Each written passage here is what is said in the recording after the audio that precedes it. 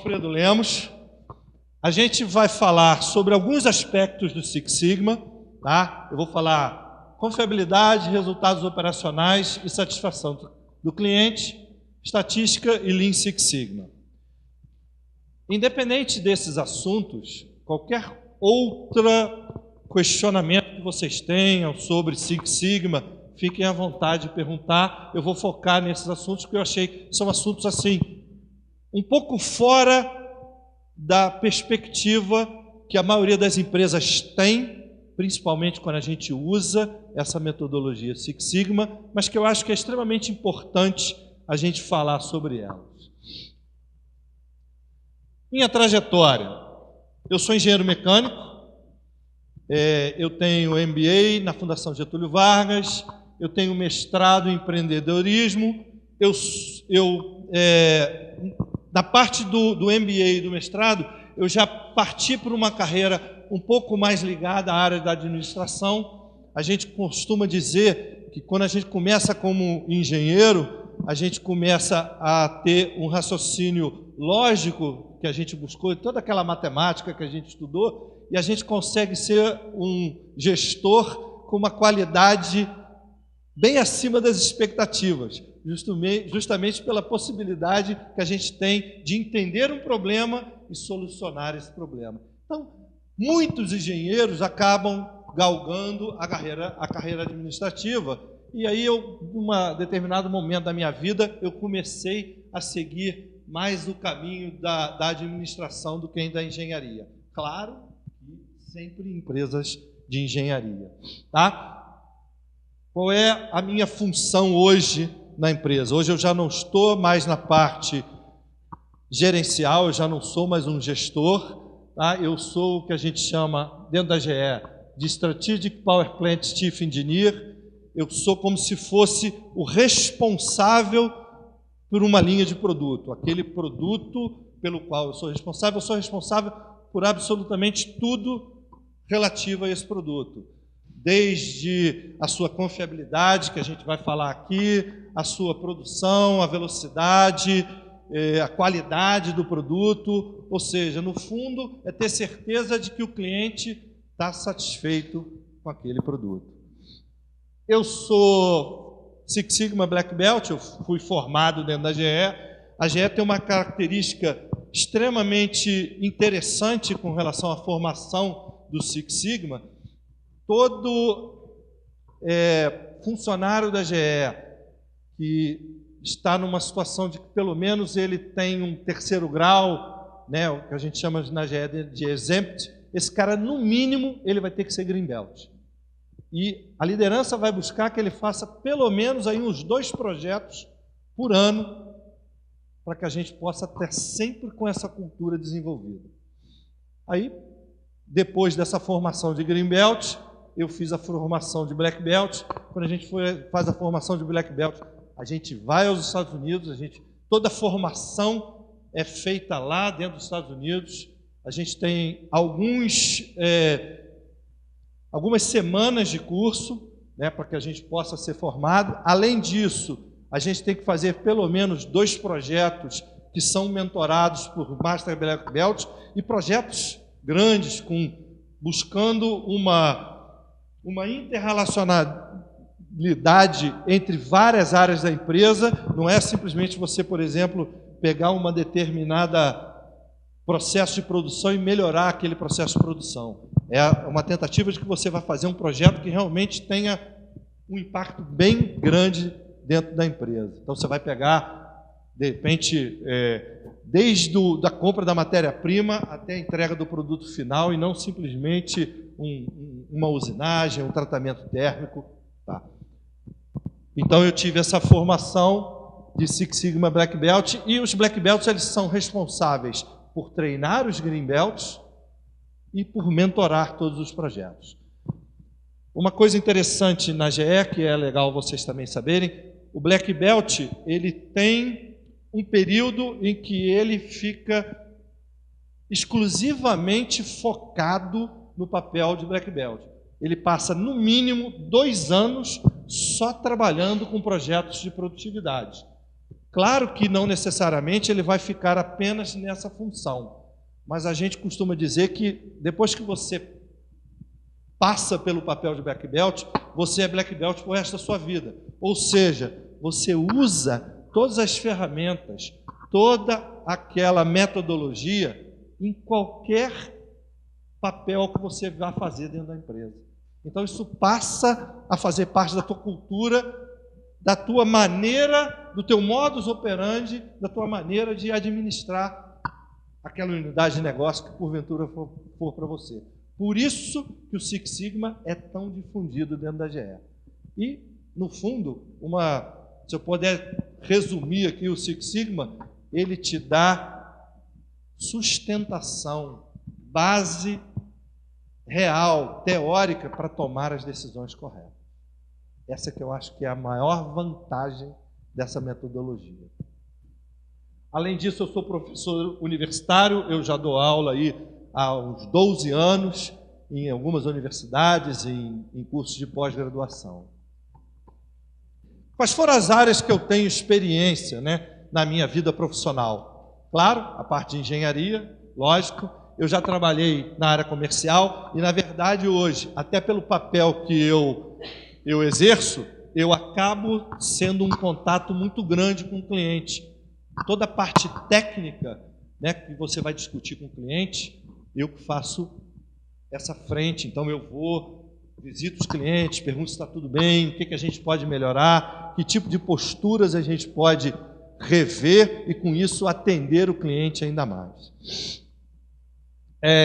Trabalhei na área de qualidade, trabalhei na área de produção, trabalhei na área de serviços. A minha experiência básica, principalmente na GE, é na indústria aeronáutica e na área de petróleo e gás. Hoje, basicamente, eu estou na divisão de aviação, que a gente chama de aviation, é a minha função hoje dentro da empresa.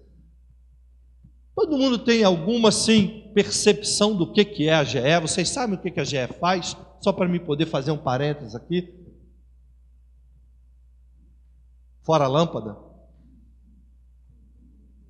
Turbina de avião. O que você falou? Manutenção de turbina. A gente fabrica e faz a manutenção de turbina. O que mais? Locomotiva, óleo e gás, toda a parte upstream, quanto a parte downstream. A GE faz as duas coisas.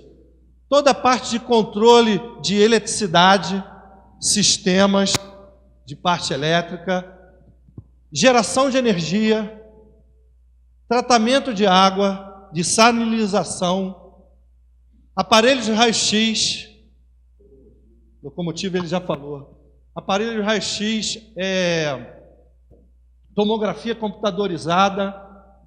A gente até um pouco tempo atrás tinha até a parte de G-Money, tinha cartão de crédito, etc. e tal, mas a gente já está se afastando desse ambiente de negócio. Mas a gente continua, por exemplo, fazendo leasing de aeronave. Se a Gol quiser comprar uma aeronave e não tiver dinheiro, ela pode procurar a GE para poder fazer um leasing de aeronave. Ou seja, é uma gama de negócios muito grande. São 320 mil funcionários no mundo. É um gigante. Tá? Então, na verdade, eu trabalhei nessa parte de aviation e trabalhei na parte de petróleo e gás. Minha experiência profissional, eu trabalhei, antes de trabalhar na GE, eu trabalhei na Texaco, que é uma empresa de oil e gas, que hoje já foi absorvida pela Mobil, se eu não me engano, e na GE.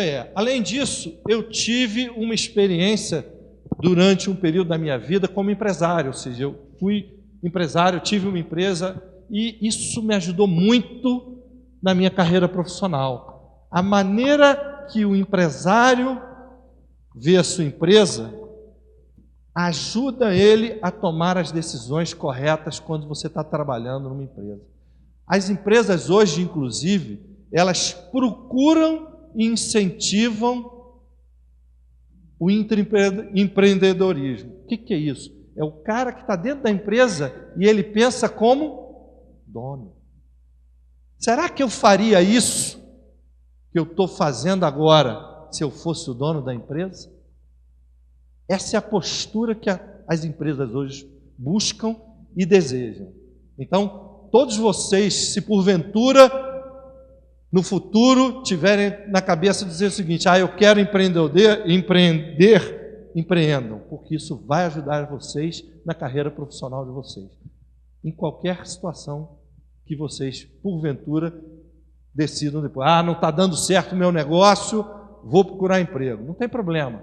Toda aquela experiência que você ganhou, você com certeza vai conseguir usar e vai ser uma ferramenta a mais para que você possa vir a ser bem-sucedido. Uma coisa que eu coloquei aqui que eu achei interessante na minha carreira, eu já participei em projetos de melhoria de qualidade e produtividade que trouxeram ganhos para a empresa de mais de 40 milhões de dólares. Se eu tivesse ganho 10% disso aí, eu já estava satisfeito. Mas o importante, no fundo, é que realmente as posturas que a gente tem quando a gente está, como sendo um black belt, isso acabam trazendo um crescimento para a empresa que é extremamente benéfico para todos. Todo funcionário hoje que trabalha numa grande empresa, ele tem muito claro que o relacionamento entre os dois é uma troca. E o crescimento é simbiótico. Se a empresa cresce, ele também cresce. Se ele cresce, automaticamente a empresa também cresce. Isso é uma quebra muito grande de alguns paradigmas que a gente tinha no passado, onde capital e trabalho tinham uma possibilidade de serem inimigos. As grandes empresas hoje já não têm essa visão de jeito nenhum. A relação é simbiótica. Crescendo, ambos, a força de trabalho e a empresa, ambos se beneficiam dessa relação. Nossa agenda de hoje, a gente vai falar sobre 3 aspectos que são bem modernos nas indústrias e nas empresas hoje em dia: confiabilidade, indicadores operacionais e satisfação do cliente. Vamos começar por confiabilidade. Qual a definição de confiabilidade, gente? Não vou ler o que está escrito em inglês ali, não. A apresentação depois fica disponível para vocês.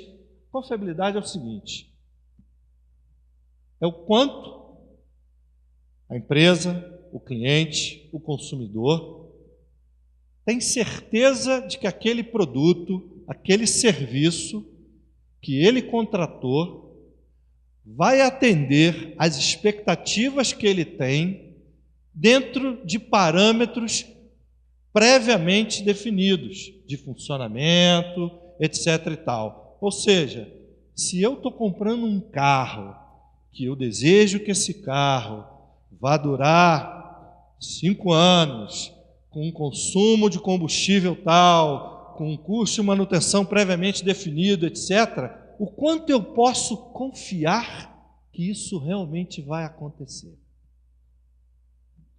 Desde que eu não coloque álcool num carro a diesel, eu estou atendendo às especificações. E aí eu tenho certeza de que aquilo vai ser atingido. Eu não preciso nem dizer para vocês o quanto a confiabilidade é importante na indústria aeronáutica. Se não fosse importante, provavelmente nenhum de vocês ia querer pegar um avião. A confiabilidade na indústria aeronáutica é mais do que Six Sigma. O que se busca é que a gente possa ter menos de 3 problemas em mais do que 1 milhão de ocorrências.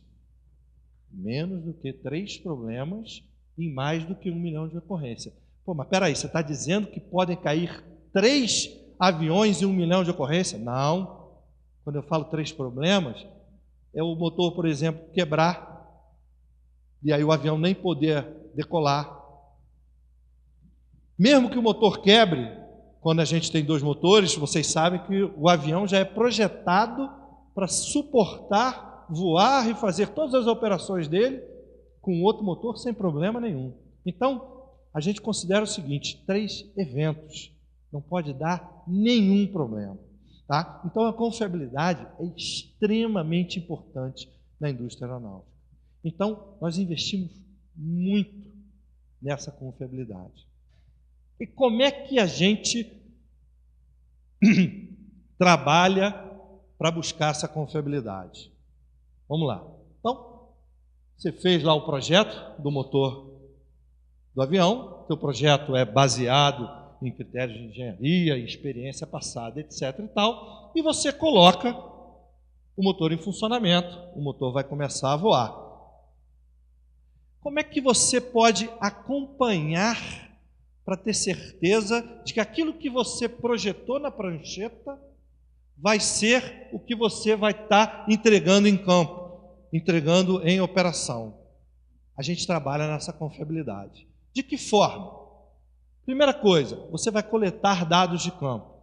Então, você vai acompanhar a performance do motor de avião. Você vai verificar como é que está o desenvolvimento operacional daquele motor. Ou seja, o motor, de tempos em tempos, ele é removido da asa e ele vai fazer uma revisão completa. E aí você vai fazer o quê? Você vai inspecionar, você vai verificar. E nesse momento é que você vai coletar esses dados. Não só o de operação, ou seja, como é que ele está em termos de rendimento, ele está atendendo à velocidade, ao consumo de combustível, aos fatores de temperatura e pressão que a gente controla para ter certeza de que a máquina continua eficiente. Além disso, quando você tira o motor da asa, você vai desmontá-la toda e vai olhar como é que está o desgaste das peças, trincou, não trincou, o que está acontecendo? E você começa a coletar esses dados. Além disso, quando ocorrem os eventos, que eventos acontecem, sem dúvida nenhuma, quando eu falo 3 em 1 milhão, continuam existindo esses 3. Então, quando esses 3 existem, o que você vai fazer? Vamos dizer que você tem um determinado motor, que ele teve um problema numa determinada peça e ele quebrou. O avião para, o motor é removido, e é enviado para uma oficina. Nesse momento, você faz uma investigação. Essa investigação, ela tem a intenção de escrutinar absolutamente todas as peças, todo o projeto de engenharia, para ter certeza do que causou aquele problema. Qual foi a causa raiz daquela situação? Para aqueles que já tiveram aqui algum estudo em qualidade, a gente sabe que às vezes não existe uma única causa raiz. Você tem uma causa raiz e causas contribuintes. E você vai buscar todas elas. A intenção é realmente você conhecer aquele evento de forma que você possa fazer o quê?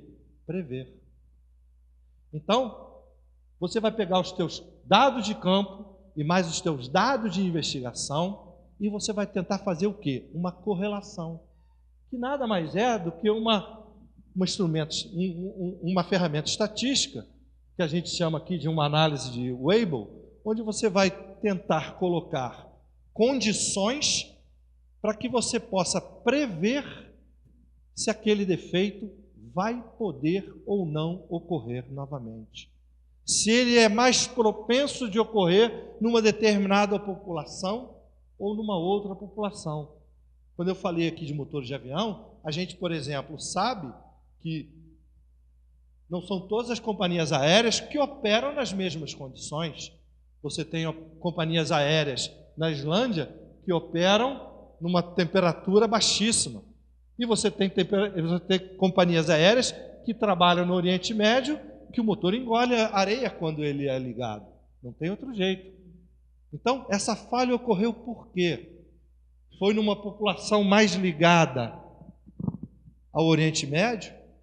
Será que é porque ele está tendo ingestão de areia e isso está trazendo alguma situação limite para ele? Então, essas são as buscas que você vai tentar fazer com essa análise de Weibull. Outra situação que a indústria também faz é a criação dos indicadores potenciais, o que a gente chama de leading indicators. Você vai controlar essas características, essas peças, essas situações operacionais de uma forma mais próxima. E você vai fazer, até você vai chegar a níveis de pedir para o próprio operador fazer uma inspeção de tempos em tempos. Então a companhia aérea vai lá, vai abrir o motor em algum momento e vai olhar uma determinada peça e vai te dizer, olha, ela tinha 10 centímetros de comprimento, agora ela já está com 9,5, agora ela já está com 8. E isso você vai controlando de forma que você possa poder antever o que vai acontecer. Hoje, a indústria já está chegando num nível tal que a intenção é você fazer um monitoramento em tempo real. A gente vai chegar a um nível de que a turbina vai estar lá funcionando no avião e a gente vai chegar e dizer para a companhia aérea, olha, próxima vez que você pousar esse motor, você para ele, porque a gente já está antevendo uma probabilidade de 7% de ocorrer uma falha. Então nós vamos resolver antes que a falha ocorra. Mover de uma situação reativa para uma situação proativa. A grande maioria das indústrias hoje continua trabalhando em que situação? Na reativa. Ela só age depois que o problema acontece. A intenção é você ser tão efetivo que você vai ser proativo e você vai falar para o seu cliente, nós temos uma probabilidade de acontecer um problema. Vamos resolver antes que ele ocorra. Essa reação proativa, a gente já começa a ver uma certa mudança até nas outras indústrias. As indústrias automobilísticas hoje, quando elas fazem o recall, elas estão fazendo o quê? Uma ação proativa, infelizmente, em cima de uma situação reativa. Ou seja, ele viu que estava com problema na linha de produção e aí ele vai e faz uma coisa proativa. O que não deixa de ser bom, é excelente. Mas qual era o ideal mesmo? Era que ele fosse capaz de ser proativo. Antever que ele podia ter um problema na linha de produção e resolver antes. Aqui eu coloquei só um gráfico, que é o resultado da análise Weibull, só para vocês terem uma ideia do que vocês forem, se porventura alguém se interessar mais e quiser entender, isso aí é mais ou menos o tipo de situação que a gente vê. Vamos lá que a gente segue e no final eu abro para vocês fazerem perguntas sobre tudo. Se tiver que voltar nos slides para vocês fazerem pergunta, eu volto, não tem problema nenhum. Outra situação bastante interessante e importante é a parte dos indicadores operacionais. Excelência operacional e resultados financeiros. Eu trouxe esse cara aqui simplesmente para que a gente possa discutir algumas visões um pouco diferentes do que geralmente a gente tem. Então, basicamente, os 3 grandes grupos de indicadores operacionais são esses 3 que estão aí: custo, prazo e qualidade. Todo mundo concorda? Tranquilo? Alguma coisa a mais? Vamos lá, vamos fazer aqui algumas ponderações. Prazo. Prazo é só o atendimento à solicitação do meu cliente? O que mais? Eficiência da minha empresa é prazo? Com certeza. Se eu for capaz de diminuir o meu ciclo operacional, fazendo com que eu consiga produzir os meus bens mais rápido, eu estou impactando diretamente em quê? No meu custo. Por quê? Porque eu estou diminuindo o meu estoque, gente. Ué, mas a gente não está falando de prazo? Sim, nós estamos falando de prazo. Isso quer dizer o quê? Que operacionalmente eu posso atender o requisito do meu cliente, mas se eu puder trabalhar dentro da minha empresa para diminuir o meu ciclo operacional, fazer a minha peça mais rápida, com mais eficiência, eliminando desperdícios, automaticamente eu vou estar impactando também aonde? No custo. Então esses 3 caras aqui, eles andam na grande maioria das vezes o quê? Juntos. Aquela história que vocês escutavam no passado, que o cara falava o seguinte: não, mas se investe em qualidade, aumenta o... Está errado. Está errado. Quando você investe em qualidade, de uma forma bem feita, você está fazendo o quê? Diminuindo o custo. Você está diminuindo o teu custo operacional, você está diminuindo o teu retrabalho. Então, a intenção de colocar esse cara aqui para vocês foi para que vocês tenham uma reflexão muito mais ampla do que são esses indicadores operacionais. É extremamente importante que o gestor, o engenheiro, o administrador de produção e operações compreendam esses caras. Porque esses caras, na verdade, são eles que trazem o lucro, o resultado. Outra coisa importante, o resultado a curto prazo, a qualquer preço, é inimigo da perenidade da empresa. O que o acionista de uma empresa quer? O que o acionista de uma empresa quer? Lucro? Ele quer lucro para sempre. Então, abrir mão de um lucro imediato que vai trazer para ele um prejuízo futuro é sábio. Então, é importante que nós entendamos isso. Não adianta, às vezes, ser imediatista e, a longo prazo, você trazer um impacto negativo para a empresa. Isso não te ajuda. É importante que essas três situações sejam equilibradas dentro da empresa e alinhadas com a estratégia. É claro, se a minha empresa claramente compete por custo, o que vai ser mais importante nos meus indicadores operacionais? O custo. Porém, eu posso abrir mão da qualidade? Não. Por quê? Porque provavelmente eu vou chegar a um ponto que a minha qualidade está tão depauperada que eu não vou conseguir colocar o meu produto à venda, mesmo que a um custo menor do que os meus concorrentes. Por quê? Porque o cliente sabe que ele vai comprar aquele produto a um custo menor, mas no fundo, a longo prazo, ele vai ter o quê? Um custo maior. Legal? Uma coisa importante dos indicadores operacionais e que eu acho que é bem interessante, só é gerenciado aquilo que se mede. Então, se alguém aqui já trabalha em alguma empresa, se alguns de vocês já estão pensando, tenham sempre na cabeça o seguinte: a gente só controla aquilo que a gente conhece. Então, não adianta o cara, por exemplo, chegar e dizer o seguinte: ah, não, meu estoque eu controlo, está tudo lá guardado, as 7 chaves dentro de uma gaiola, que só entra quem eu quero. Beleza, aí, mas me diz o que você tem no estoque lá? Ah, não sei. Vamos lá pegar um caderninho lá, que tem um fulano de tal que anota no caderninho. Poxa, amigo, você tem certeza que você não sabe quanto você tem em estoque agora? Não, tem que ir lá contar. Ele não controla.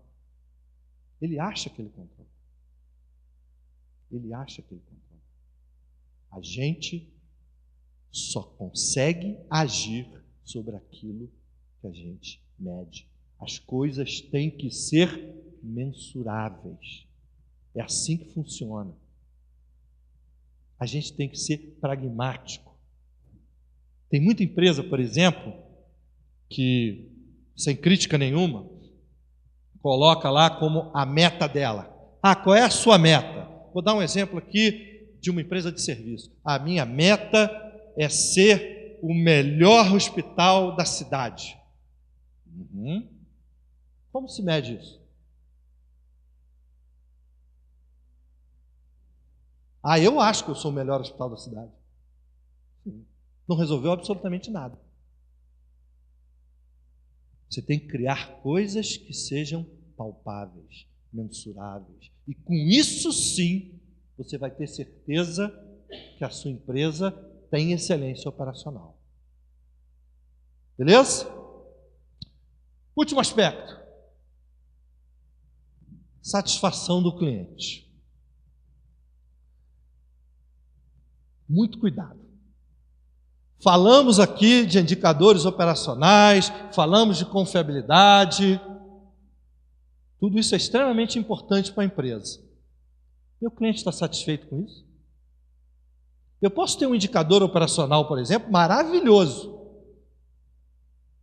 E meu cliente não quer nada disso que eu estou entregando para ele. Poxa, mas eu tenho aqui um indicador operacional de que o meu custo de qualidade não pode passar de 20% do meu faturamento ao ano, e eu estou sempre abaixo, eu estou sempre a 10%, etc. e tal. Então, eu com certeza atinjo o meu indicador operacional e com isso meu cliente está satisfeito. Não, de repente, se isso é a máxima dentro da tua empresa, você pode estar afetando a qualidade do teu produto ou o prazo que você entrega para o teu cliente. E o teu cliente, muito mais, ele quer o quê?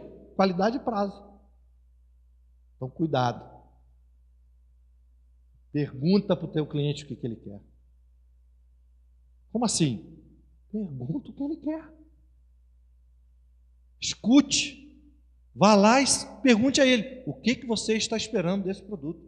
O que você está esperando desse serviço? O que você quer? Pergunta novamente. E ouça com a mente aberta. Isso é que é o mais difícil. A tendência do ser humano é quando vai perguntar alguma coisa para alguém, ao mesmo tempo que o cara está respondendo, ele está fazendo o quê? Preconcebendo as ideias. Não, ele acha que ele quer isso, mas ele não quer isso não. O que ele quer é aquilo outro, etc. e tal. Vá de uma forma empática. Escuta. Perceba o que ele realmente quer e o que ele realmente precisa. Interpreta o que seu cliente deseja. Não assuma a sua compreensão do que ele quer. Por quê? Porque às vezes não é simples de você entender o que o cliente está te pedindo. Se você não entendeu, pergunta de novo. Não fica achando o seguinte, não, eu já entendi o que ele quer. Você está usando o quê? Você está usando o seu julgamento. E a partir desse seu julgamento, você vai fazer determinadas atitudes que podem não chegar ao resultado que ele espera. A partir dessas 3 premissas aqui anteriores, o que vocês têm que fazer? Crie indicadores para atender os desejos do seu cliente. Transforme esses desejos naqueles indicadores operacionais que a gente viu anteriormente e faça o que com eles?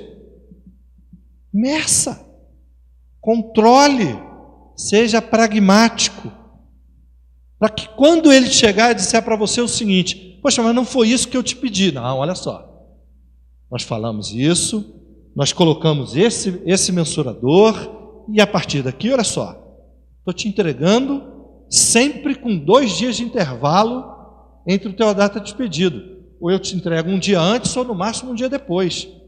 A variabilidade, que foi o que a gente acordou, não foi atraso, foi variabilidade. Mas aí você está definindo o quê? Um indicador que é o mesmo que ele está esperando. Então aí você vai criar um indicador que você vai controlar. Mas esse indicador não é importante só para a sua empresa. É importante também para o seu cliente. E busque, no final, extrapolar os resultados esperados. Ou seja, se ele está esperando uma determinada situação, eu acabei de dar o exemplo da variabilidade de um dia, se você internamente, dentro de um custo razoável, dentro de um investimento previsível, você conseguir diminuir essa variabilidade para 6 horas, tente fazer. Eu garanto que ele vai ficar muito mais satisfeito. Finalmente, todos esses aspectos apresentados para vocês são oportunidades para projetos Six Sigma dentro das empresas. Por quê? Porque quando a gente elenca cada uma dessas situações, confiabilidade, indicadores operacionais, satisfação do cliente, a gente tem uma oportunidade de implementar um projeto de melhoria, quer seja no processo, quer seja no meu projeto.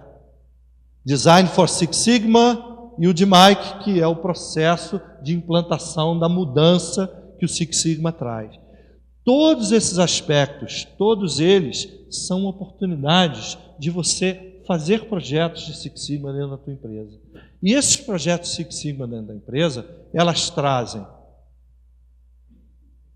maior probabilidade de economia, de aumento de incoming, de revenue, né, de faturamento. Eles vão trazer maior probabilidade de você ter um custo menor, uma eficiência maior. Com isso, você consegue aumentar o teu market share, vender mais. Vendendo mais, você tem mais dinheiro para investir. Tendo mais dinheiro para investir, você consegue aumentar ainda mais a tua produtividade, investir mais em novos projetos, e com isso você entra no que a gente chama de um círculo virtuoso. A empresa vai tendo melhorias que são cada vez maiores. Ela passa de um momento onde, quando ela começa a implantar isso, para ganhos de produtividade muito grandes, e ela vai depois, com o progresso, trazendo ganhos de produtividade que a gente chama de incrementais. Mas que o fundamental é o seguinte: não tem fim. É igual a curva de Gauss. Ela é infinita. Ela nunca chega ao zero, nem a um valor final. Vai ter sempre uma oportunidade de melhorar, nem que ela seja muito pequena. Foi isso que eu tinha para dividir com vocês, e agora estamos à disposição aí para perguntas.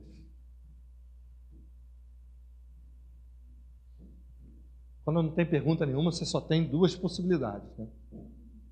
Ou o palestrante era um gênio, explicou tão bem que ninguém tem dúvida nenhuma, ou então vocês não entenderam absolutamente nada e não sabem nem o que perguntar. Qual é a opção? A Falando sério, qualquer dúvida, mesmo que não seja relacionada a alguma coisa que vocês queiram saber da GE, de como é que funciona, fiquem à vontade.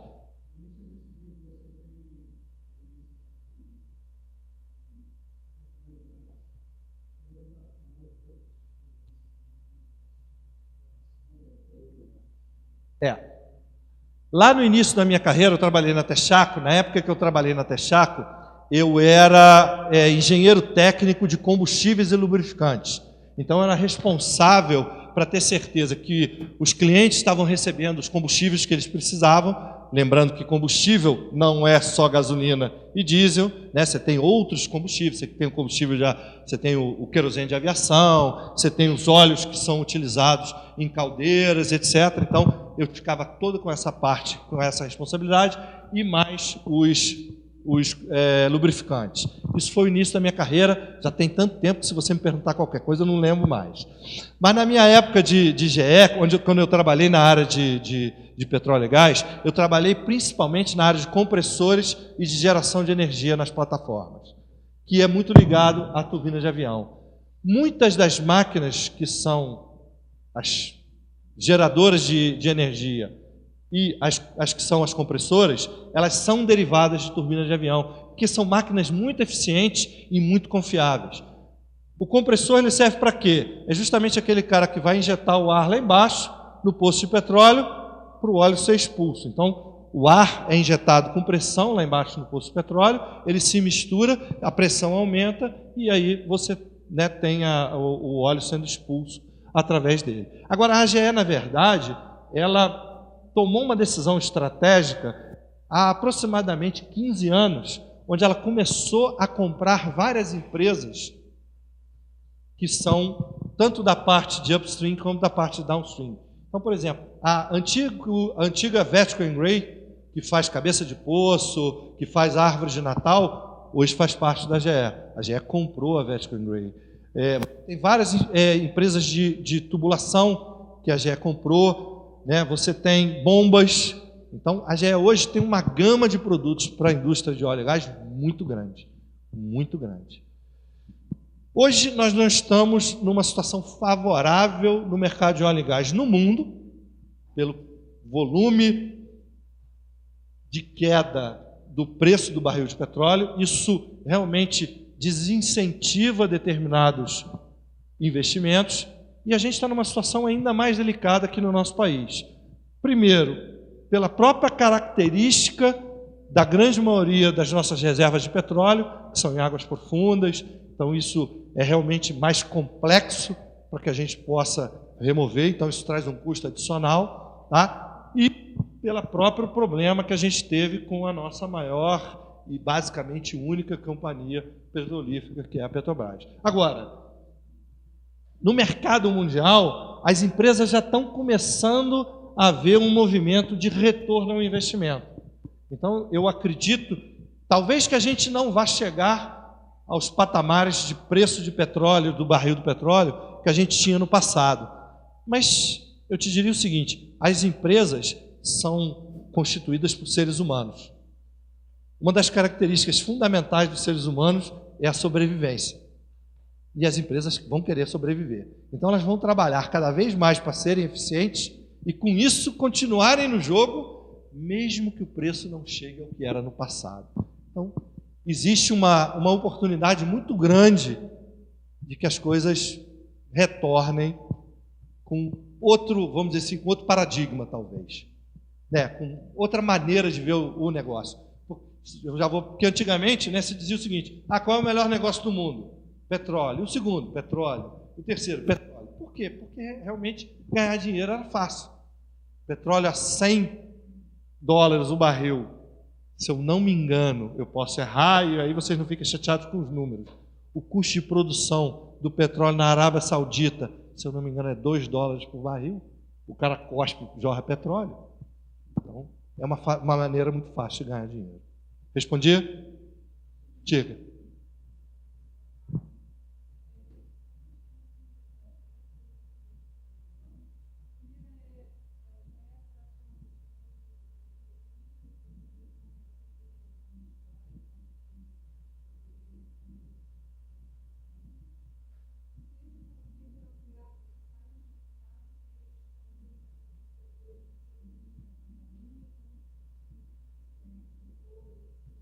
Perfeito, boa pergunta.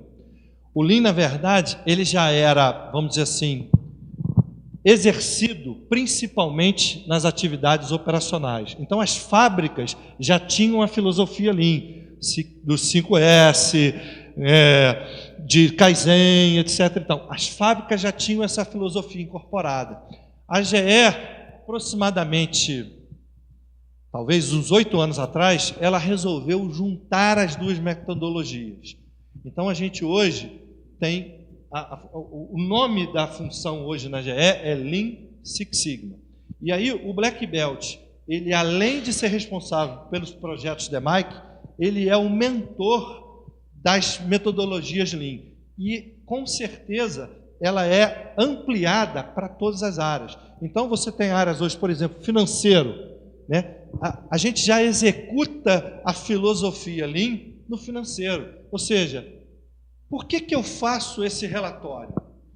Alguém ler esse relatório? Ou eu faço simplesmente porque sempre me disseram para fazer? Então você vai, analisa todo o teu processo para que você realmente só execute atividades que estejam dentro da cadeia de valor e que o teu cliente realmente vai sentir. Ou seja, você vai tentar tirar desperdícios em toda a ampla gama de negócios. Isso é feito na área financeira, na área de serviços. Todo mundo usa essa filosofia no seu dia a dia. E a gente tem assim o que a gente chama de cultura do Lean Six Sigma. Então, se você tem uma determinada área que não está atingindo um daqueles indicadores operacionais, a gente promove um action workout naquela área. Então, o que a gente faz? Você vai pegar pessoas de ambientes completamente diversos. Então, você vai pegar os clientes internos daquela área, os fornecedores internos daquela área, o pessoal que faz o operacional daquela área, e você vai pegar pessoas completamente fora da caixa. vai botar todo mundo fora da operação durante uma semana e vai dizer, olha só, a gente queria que o nosso faturamento saísse em 5 dias P95. Hoje, o nosso faturamento é uma doideira, a gente tem de 30 a 2 meses. O que nós temos que fazer? E aí o pessoal sai da sua operação diária e vai para lá para analisar todos os processos, questionar, resolver na hora. Uma das grandes vantagens do Ex-Workout é resolver na hora. Do tipo assim, eu levo muito tempo para sair daqui e caminhar até aquela máquina lá.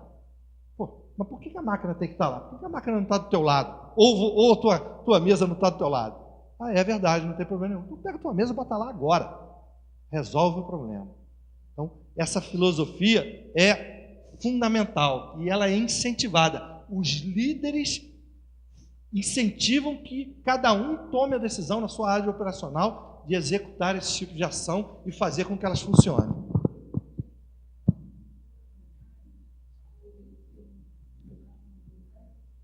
Não, os Green Belts é que ficam em todas as áreas. O Black Belt, ele é uma função, vamos dizer assim, temporária, onde ele geralmente fica uns 2, 3 anos, tá? E durante esse período, ele acaba impactando em vários desses projetos. Mas o que acontece? A gente nunca deixa de ser Black Belt. Eu passei já pelo meu tempo de Black Belt, mas eu sou Black Belt até hoje. Então, se eu hoje vejo um problema operacional, eu aplico toda a metodologia para poder resolver o problema, porque ele passou a fazer parte da minha cultura. Eu não preciso chamar um Black Belt para vir resolver um problema que eu sei como resolver. Então, isso acaba sendo multiplicado dentro da empresa. Mais uma pergunta, porque eles já estão querendo me botar para fora.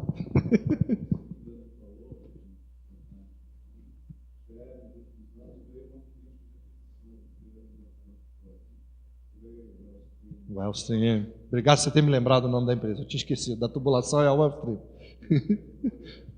Você trabalhou na Wellstream?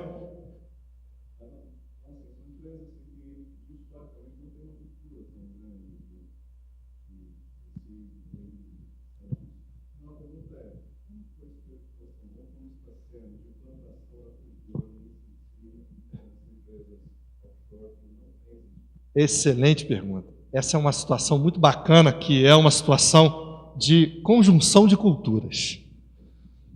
Eu diria o seguinte, só para te exemplificar, lá no passado, uma das primeiras empresas que a GE comprou nessa área de óleo e gás foi a Novo Pignone, que é uma empresa italiana que faz compressor.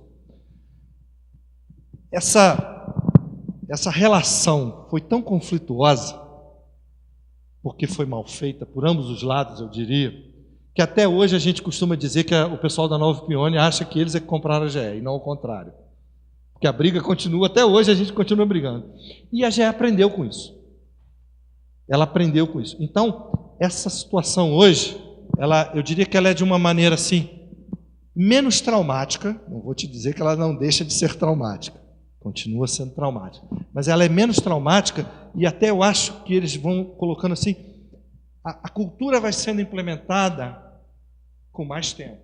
É claro que você sempre tem os elementos resistentes.